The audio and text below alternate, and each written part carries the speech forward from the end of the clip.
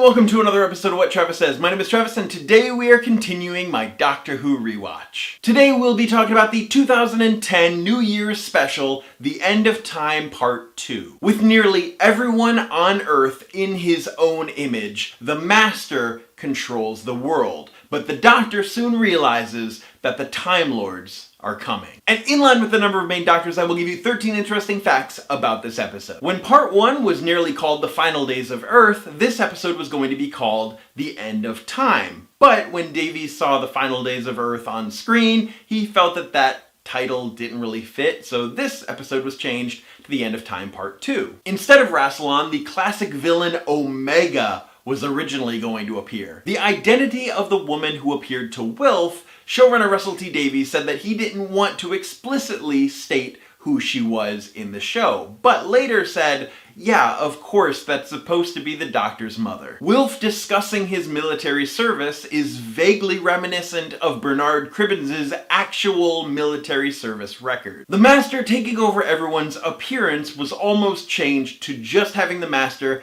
take over everyone's mind. But Davies wanted this effect in the episode so badly, he even offered to pay for it himself out of pocket.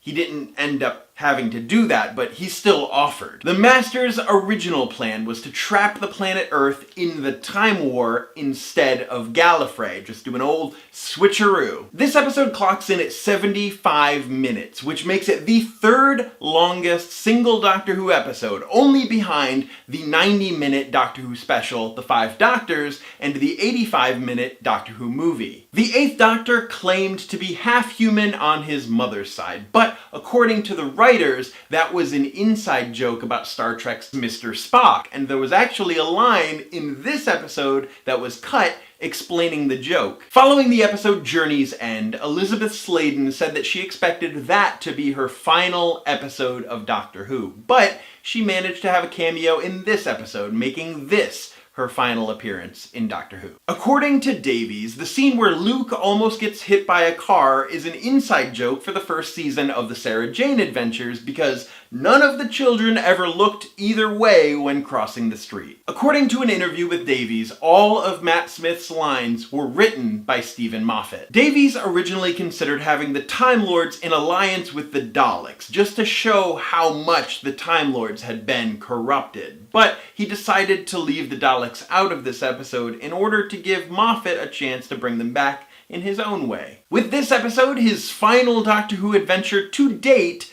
Russell T Davies had earned a writing credit for 10 consecutive episodes, an unprecedented accomplishment in the history of this series. Stick around for Monday's video where we talk about the Season 5 premiere, The 11th Hour. But that's it for this episode of my Doctor Who rewatch. As always, my name is Travis. Thank you for listening to what I have to say, and you will see me on Monday.